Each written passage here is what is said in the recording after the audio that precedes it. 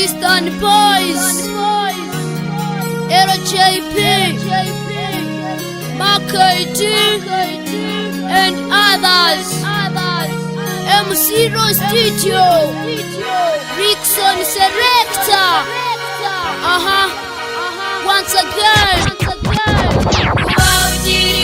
Ubushake bwawe uba ukiriho ni ku bushake bwayo, iyo utabishaka ntiwari kubaho, icyo usabwa wowe ni ukuyamamaza.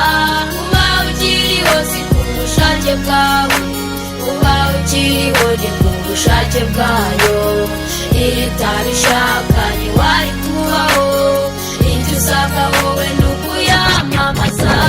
Ibuka cya gihe wakoraga imirimo ivunanye buri gihe, ariko Imana yarakwibutse igukura yigushira mu gihugu cyawe.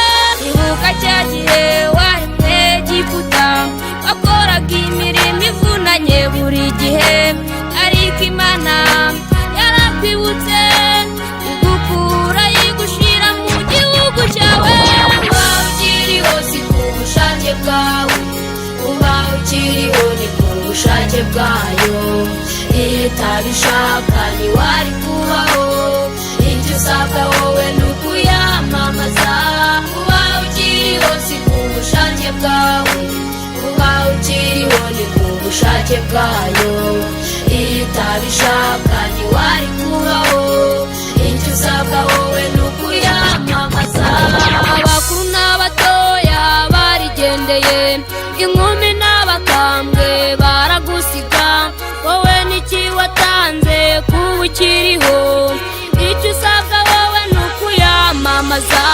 Abakuru n'abatoya barigendeye, inkumi n'abakambwe baragusiga, wowe niki watanze kuba ukiriho, icyo usabwa wowe ni ukuyamamaza. Uba ukiriho si ku bushake bwawe, uba ukiriho ni ku bushake bwayo, iyo utabishaka ntiwari kubaho, icyo usabwa wowe ni ukuyamamaza. Uba ukiriho si ku bushake bwawe, uba ukiriho ni ku bushake bwayo, iyo utabishaka ntiwari kubaho, icyo usabwa wowe ni ukuyamamaza.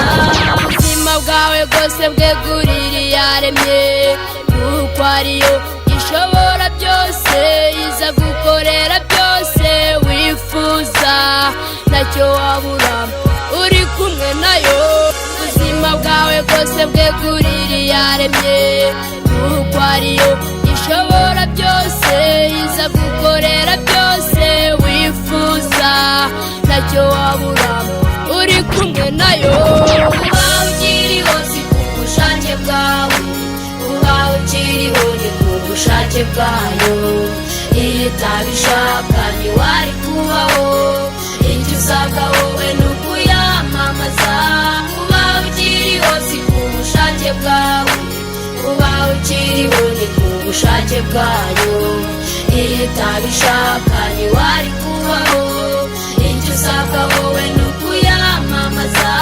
Uba ukiriho si ku bushake bwawe, uba ukiriho ni ku bushake bwayo, iyo utabishaka ntiwari kubaho, icyo usabwa wowe ni ukuyamamaza. Uba ukiriho si ku bushake bwawe, uba ukiriho ni ku bushake bwayo, iyo utabishaka